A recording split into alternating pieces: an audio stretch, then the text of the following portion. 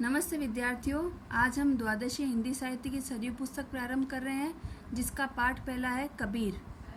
सबसे पहले कवि परिचय देख लेते हैं। कबीर दास जी का जन्म 1398 ईस्वी काशी में हुआ था और मृत्यु 1518 ईस्वी मगध में हुई थी। भक्ति काल में दो धाराएं थी, निर्गुण और सगुण। निर्गुण धारा के दो रूप थे, ज्ञानाश्रयी और प्रेमाश्रयी। तो कबीर भक्ति काल के निर्गुण ज्ञानाश्रयी शाखा के प्रतिनिधि कवि हैं। संत काव्य धारा के प्रवर्तक के रूप में कबीर विख्यात हैं। माना जाता है कि कबीर का लालन पालन नीरू और नीमा नामक जुलाहा दंपति ने किया था। कबीर के गुरु स्वामी रामानंद हैं। कबीर दास जी ने धार्मिक संकीर्णता एवं बाह्य आडंबरों का विरोध कर मानवता की स्थापना की थी। रूढ़ियों से मुक्त सामाजिक समरसता की स्थापना का संदेश उनके काव्य का मुख्य भाव है। पाठ में उनके दोहे और पद दिए गए हैं। सबसे पहले उनके दोहे लेते हैं। पहले दोहे में कबीर दास जी ने गुरु और ईश्वर की एकता स्थापित करी है।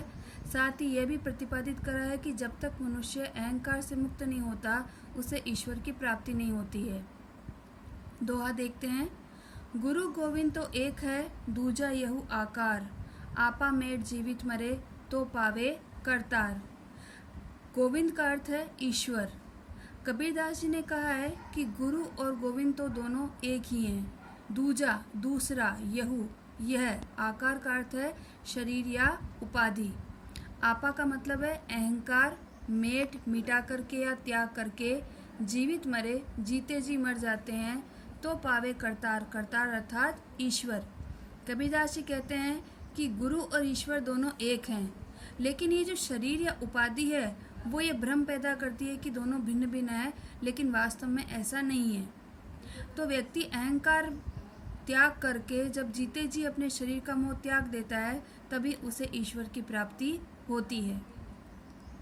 दूसरे पद में कबीरदास जी ने गुरु का महत्व बताया है कि गुरु का जो ज्ञान है वो कभी भी भूल नहीं सकते हैं, लेकिन गुरु की प्राप्ति ईश्वर के बिना नहीं होती है। यही उन्होंने इस दोहे में प्रतिपादित करा है।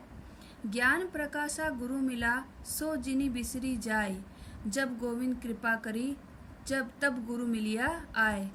ज्ञान प्रकाशा, ज्ञान प्रकाशित हुआ, गुरु मिला, गुरु प्राप्त हुए, सो वह जिनी नहीं बिसरी भूलना जाई जा सकता है। जब गोविंद कृपा करी, गोविंद से यहाँ तात्पर्य ईश्वर का ही है, कृपा दया करी, तब गुरु मिलिया है, तब गुरु मिलते हैं। कबीरदास जी इस दोहे में कहते हैं कि जब गुरु प्राप्त होते हैं तो ज्ञान का प्रकाश होता है और वो जीवन भर नहीं भुलाया जा सकता है। लेकिन एक सच्चे गुरु की प्राप्ति के लिए ईश्वर की कृपा का बहुत होना जरूरी है। जब ईश्वर कृपा करते हैं तभी सच्चे गुरु की प्राप्ति होती है। तीसरे पद में कबीरदास जी ने सच्ची राह जो गुरु के द्वारा दिखाई जाती है उसका वर्णन करते हुए कहा है। पीछे लागा जाए था लोक वेद के साथी, आगे थे सतगुरु मिलिया, दीपक दिया हाथी। कबीरदास जी कहते हैं कि पीछे पहले लागा जाए था, लगा हुआ जा रहा था, लोक वेद लौकिक और वैदिक मान्यताओं के साथ ही साथ में आगे थे, आगे से सतगुरु मिला, सच्चा गुरु मिले, दीपक दिया हाथी। दीपक यहाँ ज्ञान का प्रतीक है। उन्होंने ज्ञान रूपी दीपक मेरे हाथ में दिया। कबीरदास जी कहते हैं कि मैं पहले लौकिक और वैदिक मान्यताओं का अंधानुकरण कर रहा था, उनके पीछे पीछे चला जा रहा था। मुझे पता नहीं था कि ये राह सही है या गलत है, लेकिन आगे जाकर के मुझे सच्चे गुरु की प्राप्ति हुई और जब उन्होंने ज्ञान रूपी दीपक मेरे हाथ में दिया, तब मुझे सच्चे राह की प्राप्ति हो पाई थी। चौथे पद में उन्होंने गुरु के प्रति आभार व्यक्त किया है, जिन्होंने संसार सागर से उद्धार करने में उनकी सहायता करी है। बूढ़ा पे उबरा गुरु की लहरी चमकी, भेरा देखा जर्जरा उतरी पड़े फरकी। बूढ़ा मतलब डूबा हुआ, पे किंतु, उबरा उबर गया, ऊपर आ गया या उद्धार हो गया।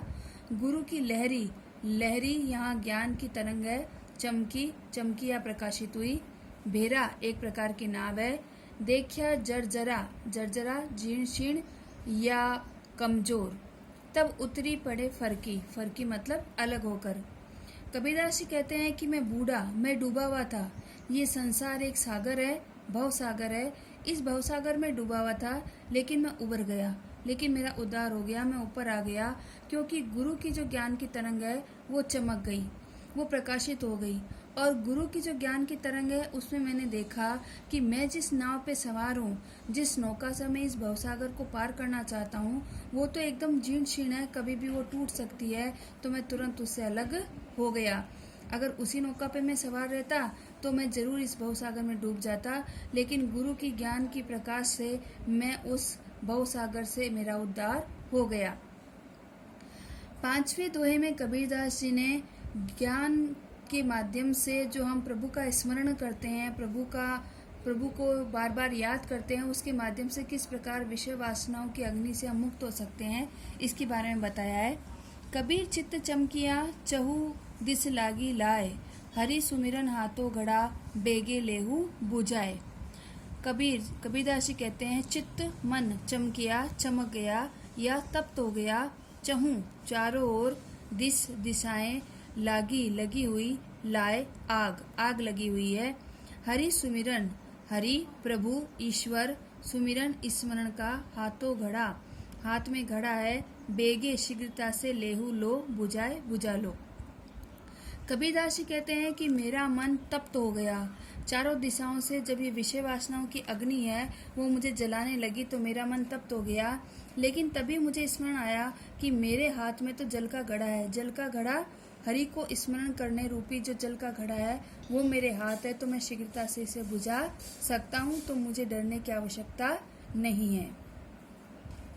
5 दोहों की व्याख्या आपके सामने कर दी गई है।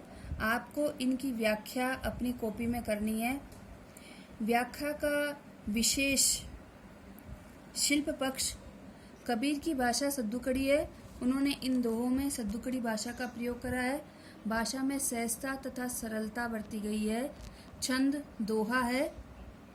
अनुप्रास अलंकार का सहज प्रयोग किया गया है। दीपक यहाँ पर ज्ञान का प्रतीक है। हरि सुमिरन घड़ा में रूपक अलंकार का प्रयोग किया गया है। आशा है आपको इन दोहों की व्याख्या समझ में आ गई होगी। अब इनसे संबंधित कुछ प्रश्नोत्तर आपको करने हैं। पहला प्रश्न, कबीर के अनुसार सद्गुरु ने हाथ में क्या दिया?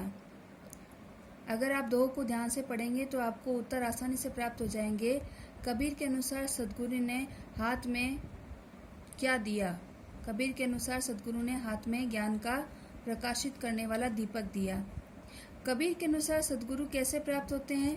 कबीर के अनुसार सद्गुरु जब तक ईश्वर की प्राप्ति नहीं होती है, ईश्वर का कृपा प्राप्ति नहीं होती है, तब तक सद्गुरु प्राप्त नहीं हो पाते हैं। कबीर भक्ति काल की किस भक्ति धारा के प्रतिनिधि कवि माने जाते हैं? जीवन परिचय में आपको इसका तो उत्तर मिल जाएगा। कबीर भक्ति काल की निर्गुण ज्ञानाश्रयी धारा के प्रतिनिधि कवि माने जाते हैं। पठित दोहों के आधार पर गुरु के महत्व का वर्णन अपने शब्दों में कीजिए। पांचों ही दोहों में कबीरदास जी ने गुरु का स्मरण, गुरु का ज्ञान का जो दीपक हाथ में उनके दिया है, जिसे सच्ची राह उन्हें प्राप्त हुई है, संसार के भवसागर से उद्धार करने में उन्होंने सहायता करी है।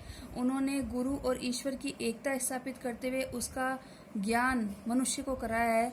ये सारे की सारी गुरु के महत्व का ही वर्णन है, जिसे आपको अपने शब्दों में लिखना है। धन्यवाद।